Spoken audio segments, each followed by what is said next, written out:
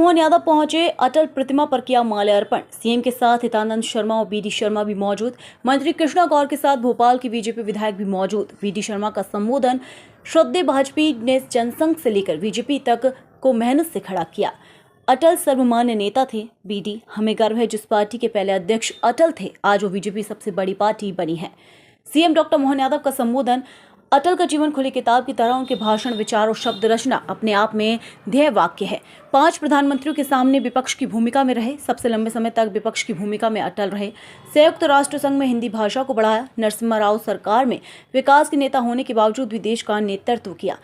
पसोड़ी देश को भी अटल ने कड़ा संदेश दिया। स्वर्गीय भारत रत्न अटल बिहारी वाजपेयी जी, जिनका जीवन एक खुली किताब की तरह है और उनके भाषण, उनके विचार, उनकी शब्द रचना जैसे छोटे मन से कोई बड़ा नहीं होता है, टूटे मन से कोई खड़ा नहीं होता है। अब ये अपने आप में कितना बड़ा ध्येय वाक्य की तरह ध्यान में आ जाए और पूरे जीवन अपना आज़ादी के पहले से राष्ट्रीय स्वयंसेवक संघ के प्रचारक बन करके जो हमने अपनी यात्रा प्रारंभ की और 5 प्रधानमंत्री के सामने लगातार 50 साल बहुत होते हैं विपक्ष के नेता बनना। दुनिया के अंदर आज भी ये रिकॉर्ड है। विपक्ष के इतने लंबे उत्तरदायित्व का निर्वहन करते हुए लेस मात्र भी सत्ता की इच्छा आकांक्षा के लेकर के कोई मनोभाव नहीं, जो भूमिका अच्छे से निभा सकते हैं। और यही कारण है, एक बार नहीं 2 बार संयुक्त राष्ट्र संघ में हिंदी की पहली बार हम सबके लिए सौभाग्य की बात, आज हिंदी का महत्व का भी दिन है और उन्होंने सबके बीच हिंदी को स्थापित करके दिखाया। स्वभाषा से प्यार क्या होता दिखाया और नरसिम्हा राव सरकार में अपोजिशन के लीडर को सरकार के नुमाइंदे के बना करके संयुक्त राष्ट्र संघ में अपनी भूमिका कितनी अच्छे ढंग से रख सकते हैं और हमारे पड़ोसियों के लिए भी सबक भी दिया, एहसास भी करा और कहा कि सब बदल सकते हैं लेकिन पड़ोसी नहीं बदल सकते।